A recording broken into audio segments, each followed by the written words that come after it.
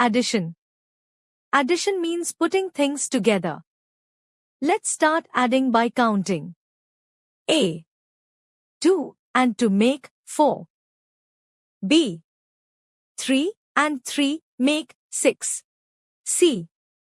3 and 4 make 7. D. 4 and 5 make 9. So, addition means putting things together. We use the plus sign to show addition. We read the plus sign as plus. When we add things, we get their sum. Using the plus sign, we can write examples as shown here. A. 2 cars plus 2 cars is equal to 4 cars. B. 3 apples plus 3 apples is equal to 6 apples. C. 3 bananas plus 4 bananas is equal to 7 bananas.